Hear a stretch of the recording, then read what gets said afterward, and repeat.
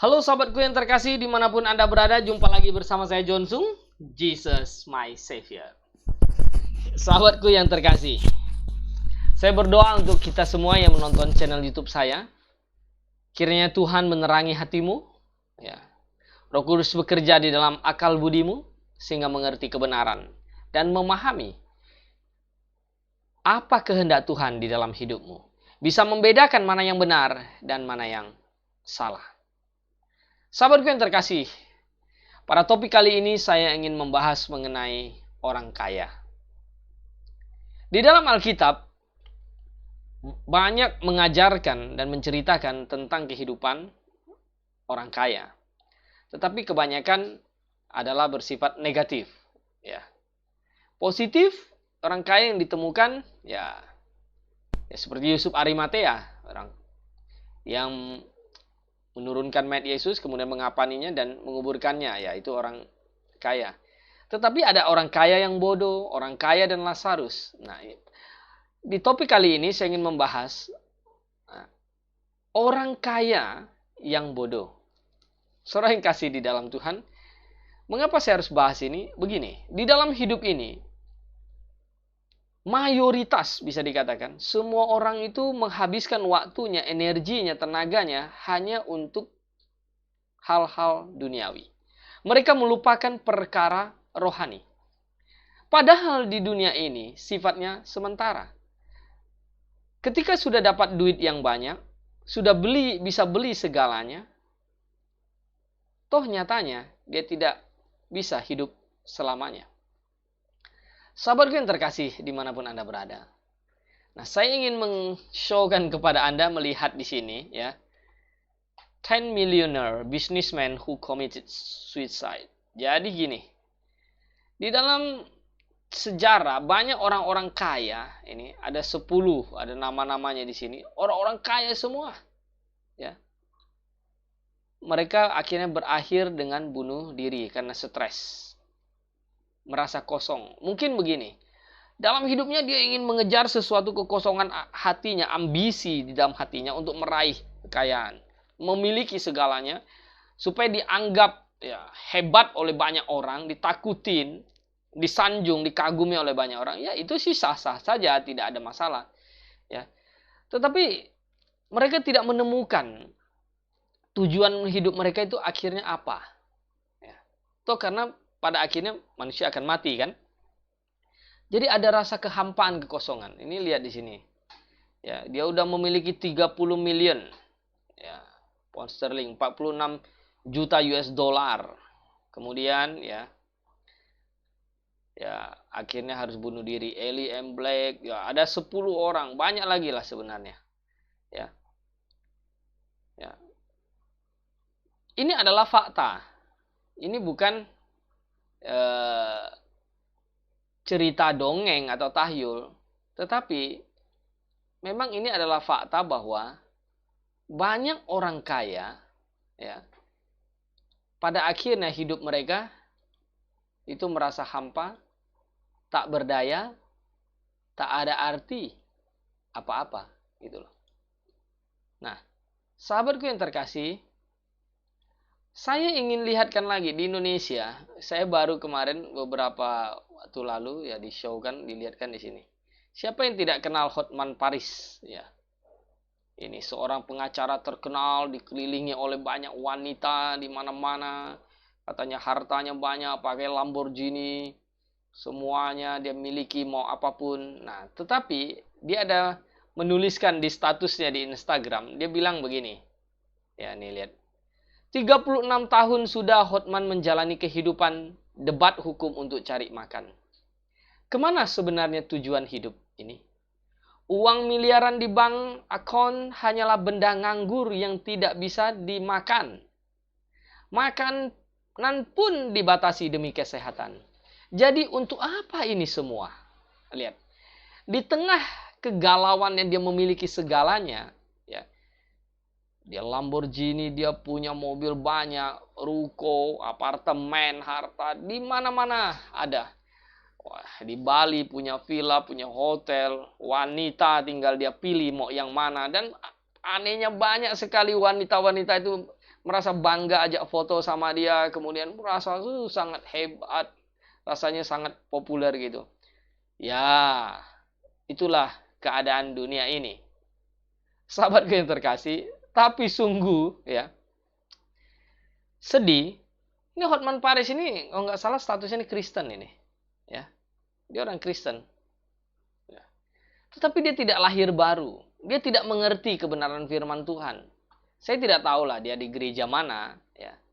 Tetapi ya kalau gaya hidup demikian, ya, kalau tidak ditegur oleh pendetanya, seharusnya ini merupakan sesuatu hal yang memalukan, ya.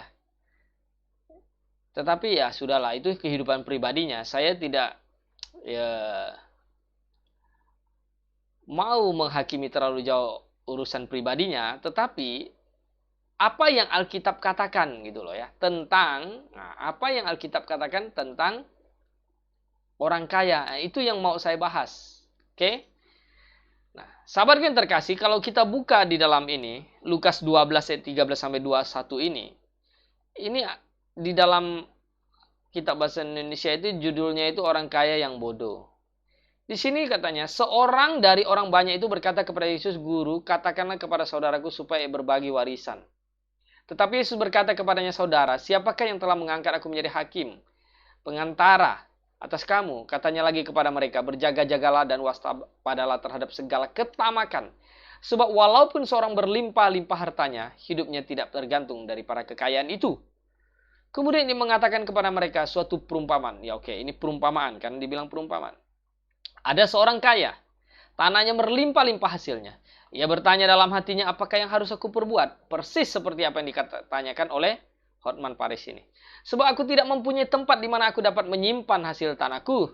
Lalu katanya, inilah yang akan kubuat. Aku akan merombak lumbu-lumbungku dan aku akan mendirikan yang lebih besar dan aku akan menyimpan dalam segala gandum barang-barangku. Sesudah itu aku akan berkata kepada jiwaku, jiwaku ada padamu banyak barang tertimbun untuk bertahun-tahun lamanya. Beristirahatlah, makanlah, minumlah, dan bersenang-senanglah. Lihat di sini.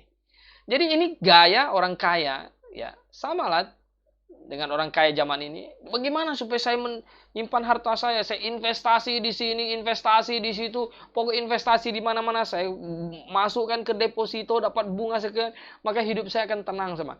Itu normal tidak? Yes, normal. Wajar. Ya. Kebanyakan orang begitu karena dia takut miskin. Itu tidak salah di situ sebenarnya. Tetapi, ya, salahnya di mana, teman? Salahnya dia melupakan hal yang kekal, hal yang rohani. Jadi dia melupakan, dia tidak sama sekali tidak peduli tentang hal rohani. Dia berkecimpung, bergelut, hidup di dalam dosa untuk mencari uang bagaimanapun caranya. Kemudian dia pikir jiwanya bisa tenang. Beristirahat, mau makan apa saja ada, mau minum apa saja ada, dan dia bisa pesta pora, entah mau pergi ke Bali kan, entah kemana-mana, dia mau joget, dia mau apa bisa, karena ada duit, dia pikir. Semuanya dia punya. Dia pikir akan tenang jiwanya. Ya. Dia pikir akan bahagia hidupnya.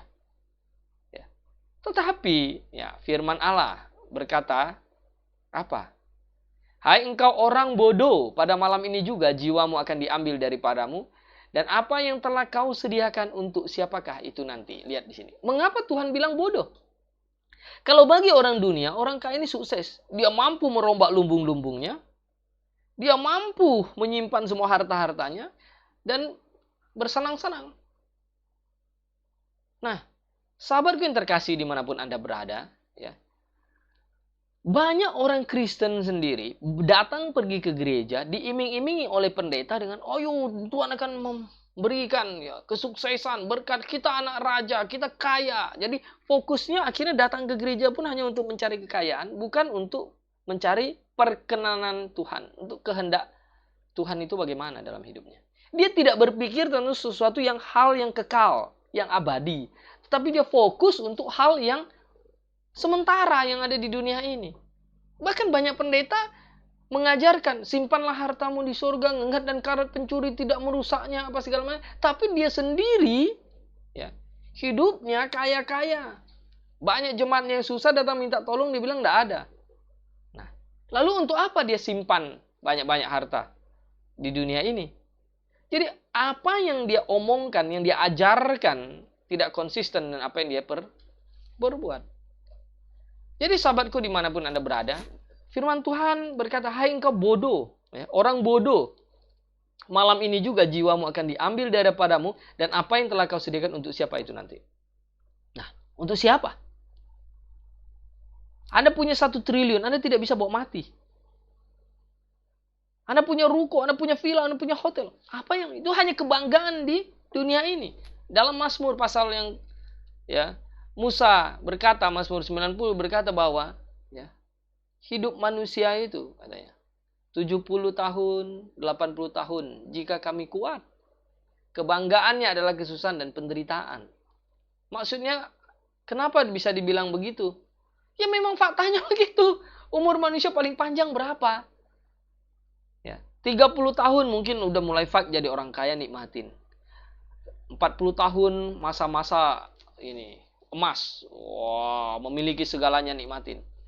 50 tahun mulai ada kencing manis. Mulai ada kolesterol.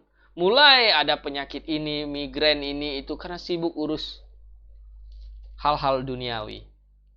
Mulai sakit, dikurangin makan, tidak boleh ini, tidak boleh itu, padahal duitnya banyak. Tidak bisa juga. Persis seperti apa yang dikatakan Hotman Paris itu. Makan pun sekarang dibatasi karena untuk kesehatan. Nah, jadi apa gitu loh artinya hidup ini? Boleh tidak kita bekerja keras? Boleh, memang Alkitab suruh kita bekerja keras. Tak kerja, tidak boleh makan dalam Alkitab. Tetapi bukan suruh kita mencintai uang, mencintai dunia ini. Kita harus tahu porsinya, tanggung jawab kita. Kasihilah Tuhan Allahmu dengan segenap hatimu dan kasihilah sama manusia. Itu hukumnya. Ya. Jadi kalau malam ini jiwamu diambil daripadamu, untuk siapa itu nanti? Demikianlah jadinya orang yang mengumpulkan harta bagi dirinya sendiri jika ia tidak kaya di hadapan Allah. Apa maksudnya perkataan ini? Maksudnya adalah bahwa kalau seseorang hanya fokus, tidak pikir, tidak cari dahulu kerajaan Allah dan kebenarannya, dia hanya fokus untuk mencari uang dan segala miliknya, kemudian jiwanya diambil, dia mati masuk neraka dia. Karena dia tidak pernah pikir bagaimana hidupnya. Apa yang harus saya percaya? Dia tidak pernah berpikir, percaya Tuhan Yesus, harus bertobat, harus merubah hidup saya. Saya tidak boleh hidup di dalam dosa, hidup dalam pesta pora glamor, ya, yang berbuat dosa sambil tertawa. Itu harus dihentikan. Dia tidak pikir itu. Dia hanya pikir bisa senang-senang. Nah, Tuhan berkata, jadi orang yang mengumpulkan harta bagi dirinya sendiri, itu mereka. Dia hanya demi ego pribadi memuaskan ambisinya. Jikalau ia tidak kaya di hadapan Allah. Bagaimana sih kaya di hadapan Allah? Tuhan bilang simpanlah hartamu di surga, ngengat dan karat pencuri tidak merusaknya. Betul, kita disuruh simpan. Bagaimana cara simpan harta di surga? Menyimpan harta di surga adalah selama di dunia ini kita melakukan hal-hal yang Tuhan perintahkan. Kita menyelamatkan jiwa, kita memberitakan Injil, kita melayaninya, ikut ambil bagian dalam setiap pekerjaan Tuhan di seluruh pelosok dunia. Karena misi pemberitaan Injil itu butuh biaya. Kita beritakan Injil, kita selamatkan jiwa, itu harta kita tersimpan, nanti kita ketemu teman kita di surga. Ya. Ada yang bertanya, apakah nanti di surga semua posisi manusia sama? Oh, tidak sama. Ada yang nyimpan, ada yang tidak pernah nyimpan harta di surga. Bagaimana sama? Masa Paulus yang berjuang habis-habisan sampai rela mati martir demi pelayanan, demi Tuhan yang hidup, ya, kemudian sampai di surga sama dia dengan penjahat yang di samping Tuhan Yesus yang disalib, yang tidak pernah melayani apapun, yang tidak pernah berkorban apapun untuk Tuhan. Ya jelas beda dong. Nah, sahabatku dimanapun Anda berada, pikirlah baik-baik ya. Pikir baik-baik. Jangan jadi orang yang bodoh, yang Alkitab katakan. Nah, di dalam Lukas pasal 16 ayat ke-19 juga ada ini tentang orang kaya dan Lazarus, ya. Ayat ke-19 ini. Ada seorang kaya yang selalu berpakaian jubah ungu dan kain halus. Setiap hari ia bersukaria dalam kemewahan. Lihat, pesta pora sukaria dalam kemewahan. Dan seorang pengemis bernama Lazarus, badannya penuh borok, berbaring dekat pintu rumah orang kaya itu. Dan ingin menghilangkan laparnya dengan apa yang jatuh di meja orang kaya itu. Malahan anjing-anjing datang untuk menjilat boroknya. Lihat di sini. Di sini ini tidak dikatakan perumpamaan. Ini adalah cerita fakta. Kalau saksi Yehova bilang perumpamaan, itu bodoh mereka. Ya, Tuhan Yesus tidak bilang perumpamaan, tapi jelas di sini ada orang kaya, ada nama disebutkan Lazarus. Oke. Dikatakan di sini, dan ingin menghilangkan laparnya dengan apa yang jatuh dari meja orang kaya itu. Malahan anjing-anjing datang menjilat boroknya. Kemudian matilah orang miskin itu. Lalu dibawa oleh malaikat-malaikat ke pangkuan Abraham. Orang kaya itu juga mati. Lalu dikubur. Dan sementara ia menderita sengsara dalam alam maut, ia memandang ke atas, dari jauh dilihatnya Abraham dan Lazarus duduk di pangkuannya. Orang miskin itu tadi, ya mungkin pas penguburannya tidak ada pesta apa, jadi tidak dikatakan dikubur. Lalu orang kaya ini mati, lalu itu dikubur, ya. Tapi dia masuk ke dalam alam maut, katanya. Lalu ia berseru, katanya, Bapa Abraham, kasihanilah aku, suruhlah Lazarus supaya mencelupkan ujung jarinya ke dalam air dan melejukkan lidahku, sebab aku sangat kesakitan dalam nyala api ini. Anda bisa bayangkan, setetes air putih saja dia tidak mampu untuk membelinya. Tapi pada waktu di dunia, entah berapa kontainer galon air, ya berapa ribu kubik mungkin dia mampu. Tetapi pada saat di alam maut, setetes air saja dia tidak mampu untuk mendapatkannya. Betapa sangat menyakitkan hidup ini, bukan? Lalu ada yang bertanya, kalau begitu saya harus menjadi orang miskin dong seperti Lazarus supaya masuk surga. Bukan, Tuhan tidak mengajarkan kepadamu ya untuk jadi orang miskin untuk masuk surga. Itu salah. Nanti kamu jadi akhirnya jatuh di dalam sebuah teologi, iman, pemahaman asketikisme, menyiksa diri sampai hidup tuh susah-susah, botak kepala, masuk ke dalam biara, lalu nanti jalan ke pasar minta-minta. Tuhan tidak mengajarkan kita mengemis. Tuhan mengajarkan tidak kerja, tidak boleh makan. Nah, lalu apa yang menyebabkan Lazarus ini bisa masuk surga? Karena dia bertobat, percaya kepada Yesus. Ada kemungkinan ya, para pemberita Injil datang memberitakan Injil, sulit untuk ketemu dengan orang kaya ini karena dia sibuk, sombong, dia tidak mau melayani. Dan Lazarus itu duduk di depan rumah, mungkin minta-minta ada ketemu dan diberitakan Injil, akhirnya dia bertobat dan percaya kepada Tuhan. Karena dia tidak ada harapan apa-apa. Orang miskin, sakit-sakitan, dia mau berharap kepada apa? Harta tidak punya, rumah sakit tidak bisa, dia pergi, tidak bayar, tidak apa. Harap kepada Tuhan. Nah, mana buktinya dia bertobat? Ini gini, lihat. Saya bacakan lagi.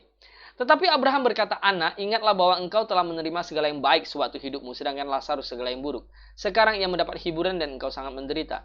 Selain daripada itu, di antara kami dan engkau terbentang jurang yang tak terseberangi, supaya mereka yang mau pergi dari sini kepadamu, ataupun mereka yang mau datang dari situ kepada kami tidak dapat menyeberang. Kata orang itu, kalau demikian aku minta kepada bapamu supaya engkau menyuruh dia ke rumah ayahku, sebab masih ada 5 saudaraku, supaya ia memperingati mereka dengan sungguh-sungguh, agar mereka jangan masuk ke dalam tempat penderitaan ini. Lihat, dia menyesal di alam maut kesakitan itu.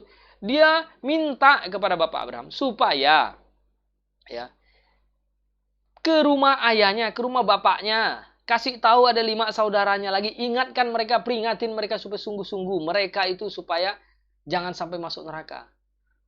Tetapi kata Abraham, ya lihatnya. Ada pada mereka kesaksian Musa dan para nabi. Baiklah mereka mendengar kesaksian itu. Maksudnya ada apa? Ada kitab Taurat.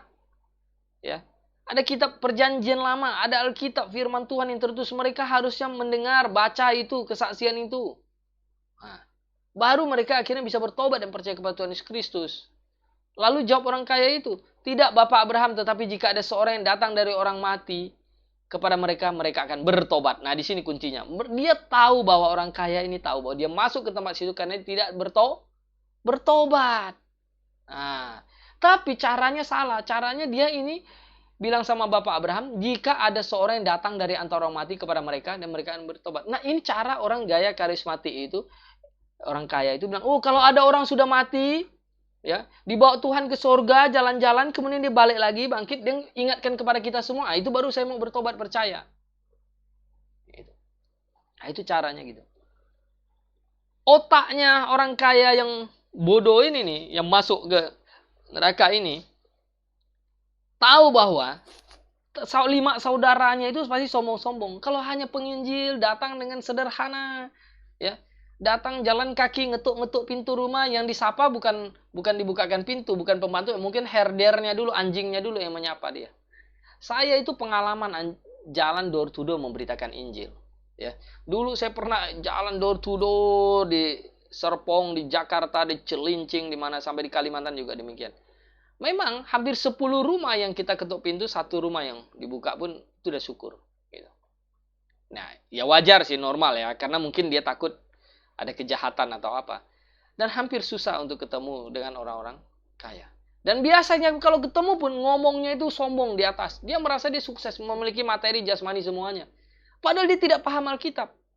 Tapi dia mau menguasai, dia mau menjadi pengajar. Demikian juga banyak gereja, dalam gereja kekristenan hari ini. Ya. Majelis pedagang, bisnismen, pengusaha, dia duduk besar, dia menjadi majelis. Pendeta dia anggap sebagai karyawan saya yang digaji sama dia per bulan berapa udah saya patok supaya UMR sekian-sekian. Dia yang kelola itu semuanya gereja.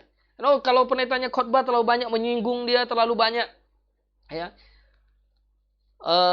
marah-marah tentang dosa yang menyakiti hatinya, oh ya nanti dia ngomong sama ketua sinodenya, udah saya pindahkan, saya pecat aja, mutasi nanti ke kampung, nanti gantikan yang lain, kita cari lagi hamba Tuhan yang lain. Jadi pendeta dianggap sebagai karyawan saja. Inilah fakta yang terjadi di dunia ini. Apakah mereka bertobat? Oh tidak. Mereka ada di dalam gereja, status si Kristen, ya, tapi mereka tidak bertobat. Keluar mereka merokok, ya. Masih dalam gereja pun, ya, langsung keluar dari pintu belakang dia merokok, dia mabuk, itu udah biasa. Saya lihat banyak kok hal itu. Sahabatku yang terkasih, dimanapun Anda berada, ya. Orang kaya terlalu sombong, ya. Dan orang kaya yang satu ini dia pikir kalau ada orang mati bangkit, ya, baru bisa bertobat. Kata Abraham kepadanya, jika mereka tidak mendengarkan kesaksian Musa dan para nabi, mereka tidak juga akan mau diyakinkan sekalipun oleh seorang bangkit dari antara orang mati. Maksudnya apa? Maksud Abraham itu adalah supaya orang itu baca Alkitab, ya. Kitab Torah, Nabium, Ketubim, para nabi kesaksiannya ada di situ tentang Mesias, anak Allah yang hidup, baru mereka bertobat dan harus percaya kepada Mesias. Lalu kalau ada orang mati bangkit, lalu dia saksikan apa? Emang bisa bertobat, diselamatkan? Dia paling kagum, kamu dulu jalan-jalan ke surga buat apa? Oh Tuhan Yesus, lihatkan saya ini, lihatkan saya itu, lihatkan saya neraka, begini-begini. Emang bisa iman itu bisa bawa masuk surga? Tidak. Sahabatku dimanapun Anda berada, ya, saya mau katakan bahwa, ya,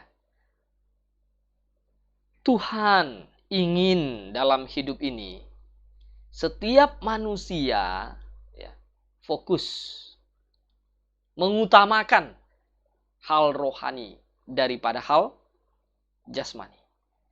Karena hal jasmani, materi duniawi hanya bersifat sementara. Sedangkan hal rohani kekal selamanya. Coba Anda bisa bandingkan ya.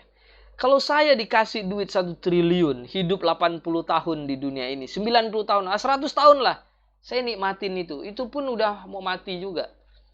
Ya, emang bisa 100 tahun itu bisa gagah seperti masih muda? Nggak bisa juga kan. Tapi mati masuk neraka buat apa? Makanya Tuhan Yesus berkata, jika engkau memiliki seluruh dunia ini, tapi kehilangan nyawamu, untuk apa itu? Itu loh. Nggak ada gunanya. Lebih baik kalau misalnya ya hidup saya sederhana, asal ada makanan, pakaian cukup. Saya bekerja keras sesuai tanggung jawab saya melayani Tuhan, saya mendukung pekerjaan Tuhan, saya memuliakan Tuhan dengan berkat hasil pekerjaan. Tuhan akan pakai saya terus. Nah, kan indah hidup ini. Hidup di dunia bahagia, mati juga masuk surga. Kita mengikut Tuhan. Anda baca di dalam 1 Timotius ini, pasal 6 ayat 8-10. Memang ibadah itu kalau disertai rasa cukup memberi keuntungan besar. Sebab kita tidak membawa sesuatu apa-apa ke dalam dunia ini, dan kita pun tidak membawa apa-apa keluar. Lihat Paulus menyampaikan ini. Seseorang yang bilang ngaku dia beribadah kepada Tuhan Yesus, menyembah Tuhan, kalau tidak ada rasa cukup, rasa syukur, Terus merasa kurang, terus komplain kepada Tuhan. Tuhan saya mau ini, Tuhan saya mau itu, minta ini, minta itu. Jadi hidupnya itu pernah komplain terus. Bahkan saya ada lihat pendeta itu khotbah, mari kita klaim janji Tuhan. Kayak klaim asuransi aja. Emang dia bayar juga preminya. Ya. Jadi dia mau klaim Tuhan, katanya. Janji Tuhan kita harus bisa, apa yang kita inginkan Tuhan pasti akan berikan. Dia jadikan Tuhan itu kayak apa saja. Emang yang kalau semua yang kamu inginkan bisa tercapai, berarti kamu itu siapa gitu loh. Tuhan itu kamu jadikan apa? Harusnya orang Kristen, anak Tuhan, penuh ucapan syukur. Mengucap syukurlah senantiasa. Mengucap syukurlah dalam segala hal yang kita miliki. Tanpa mengurangi rasa tanggung jawab kita sebagai manusia untuk bekerja keras. Saya tidak mengajarkan Anda mengemis, malas-malas. Tapi berusaha berjuang bekerja dan hidup bersyukur. Mengapa saya hadir ke dunia ini? Saya punya tujuan. Tuhan ingin saya melayaninya, memuliakan namanya. Itu tujuan hidup saya. Tujuan hidup saya bukan untuk cari duit sebanyak-banyaknya. Tujuan saya untuk memuliakannya. Saya bekerja, kalau Tuhan berkati saya punya uang, maka saya akan pakai untuk kemuliaan nama Tuhan. Itu tujuannya. Memang ibadah itu kalau disertai rasa cukup memberi keuntungan besar. Sebab kita tidak membawa apa-apa ke dalam dunia dan kita tidak membawa apa-apa keluar. Nah, banyak orang Kristen salah beriman. Oh, kalau Tuhan berkati saya, kalau Tuhan sembuhkan saya akan melah. Kalau Tuhan tidak mau sembuhkan kamu, lalu kamu apa? Tidak mau percaya dia. Ya apa untungnya juga? Emang Tuhan rugi kalau kamu tidak mau percaya sama dia? Emang Tuhan rugi kalau kamu tidak mau bertobat? Dia mau mengancam Tuhan seolah-olah. Ya. Ini benar-benar manusia kurang ajar. Ya. Jadi datang pergi ke KKR sembuhan. Dia, pokoknya kalau saya akan ikut Tuhan. Kalau Tuhan sembuhkan saya akan ikut. Loh, kamu manusia berani mau negosiasi sama Tuhan. Luar biasa saya bilang. Luar biasa. Ya. Memang jahatnya manusia. Lihat di sini, Paulus berkata, ayat 8. Asal ada makanan dan pakaian cukuplah. Hidup manusia itu sebenarnya itu ada makan, pakaian, cukup. Intinya gini, kebutuhan primer tercukupi. Ya. Sudah. Selanjutnya bonus dari Tuhan. Apa? Kalau kita melayani dia, kalau dia mau pakai kita lebih tinggi, dia akan memberkati hidup kita. Makanya di Alkitab bilang, carilah dahulu kerajaan Allah dan kebenarannya, maka semuanya itu akan ditambahkan kepadamu. Jadi yang diutamakan adalah kerajaan Allah. Pastikan diri ini masuk dalam kerajaan Allah, kerajaan sorga. Maksudnya. Pastikan dirimu memiliki iman yang benar. Cari dahulu kerajaan kebenarannya, kebenaran Yesus Kristus. Setelah itu, sudah dapat itu, dan ikutin perintahnya, semuanya itu. Apa? Ya hal-hal yang bersifat dunia ini.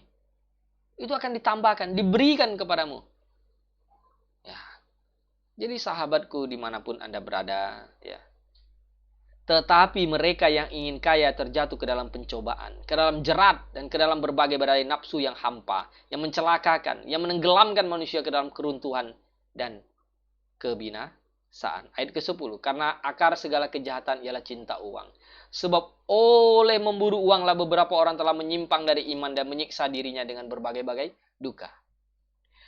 Dalam buku Financial Revolution-nya Tung Desem Waringin, dia bilang, akar segala kejahatan itu bukan cinta uang. Akar segala kejahatan itu kekurangan uang, dia bilang. Ini sebenarnya dia pikir dia hebat, dia kaya loh, dia hebat. Dia mau mengubah firman Tuhan. Orang kekurangan uang, ya bisa dia melakukan dosa. Orang yang banyak uang pun, para koruptor yang ditangkap itu bukan dia tidak ada uang, bukan dia tidak bisa makan. Bukan kekurangan uang, banyak uangnya, tetapi dia karena ketamakannya. Karena terlalu cinta uang itu. Dia akar segala kejahatan cinta uang. Justru biasanya orang yang hidupnya kekurangan uang, miskin apa segala macam, dia akan berusaha berdoa mencari jalan. Karena pengharapannya apa? Gitu. Walaupun memang juga banyak yang mencuri, banyak yang merampok. Biasanya pun itu bukan karena kekurangan uang. Biasanya karena terlalu cinta uang. Dia hidup ingin mau dapat banyak, kerja sedikit. Gitu. Padahal ya, Amsal berkata, Hai pemalas, belajarlah kepada semut. Ya. Tidur sebentar lagi, mengantuk sebentar lagi, maka datanglah nanti kemiskinan dalam hidupmu. Saya salut kepada ini, kayak Hotman Paris itu. Dia bangun subuh-subuh, udah kerja berjuang. Makanya dia bisa dapat hasil yang luar biasa, karena dia kerja keras. Bangun subuh, udah kerja, udah berenang, udah olahraga. Kemudian dia ya membaca perkara bisa tebal berapa ribu halaman. Dan dia bisa menangkan banyak perkara. Luar biasa ininya. Energinya, waktunya, tenaganya. Untuk mencari uang akhirnya bisa sukses seperti itu. Tapi kenapa dia tidak pernah mencari tentang kebenaran Tuhan, kerajaan sorga? Akhirnya dia bertanya, apa sih sebenarnya tujuan hidup semua ini? Saya mau kasih tahu, tujuan hidup engkau harus bertobat dan percaya kepada Yesus Kristus. Tidak ada jalan lain. Tinggalkan semua dosamu, maka engkau akan ada damai sejahtera dan bahagia. Sebab oleh memburu uanglah beberapa orang telah menyimpang dari iman. Menyimpang dari iman. Menyiksa dirinya dengan berbagai-bagai duka. Jangan kita tuh kadang melihat orang kaya tuh rasanya ngiri. Padahal hidup mereka kita tidak tahu di balik semuanya itu. Utangnya berapa banyak. Ya. Nanti tiba-tiba kayak Elon Musk itu dia bilang apa? Wah, dalam sepekan, dalam seminggu bisa hilang 200 triliun karena main Bitcoin apa segala macam. Kalau dia bukan orang yang ini sih bisa stres habis, bukan orang kaya, kata Bill Gates, singgung dia. Apa artinya sekarang loh? Apa artinya? Sahabatku dimanapun Anda berada, melalui channel video ini, ya, saya mau katakan bahwa marilah kita carilah dulu kerajaan Allah dan kebenarannya. Penting, utamakan Tuhan di dalam hidupmu. Jangan sampai ya, engkau melihat perkara yang sementara, yang hanya bisa dinikmati sekian puluh tahun, setelah itu engkau akan sakit. Orang kaya yang bodoh, malam ini juga nyawamu diambil. Habislah semuanya. Masuk neraka selama-lamanya, dihukum, disiksa selama-lamanya. Tak ada batas. Saya lebih baik percaya Alkitab. Saya lebih baik ikut kata firman Tuhan. Toh faktanya hidup saya juga tidak kekurangan sampai meminta-minta roti. Daud berkata, dahulu aku muda, sekarang sudah menjadi tua, tidak pernah kulihat orang benar ditinggalkan dan meminta-minta roti. Jadi sahabatku dimanapun Anda berada, bertobatlah. Kerajaan surga sudah dekat. Apapun yang kau miliki nanti tidak bisa menyelamatkanmu. Simpanlah hartamu di surga. Ngengat dan karat pencuri tidak merusaknya. Karena Tuhan akan memeliharanya dan memberi hadiah kepadamu di surga. Bersama saya John Sung, Jesus, my Savior.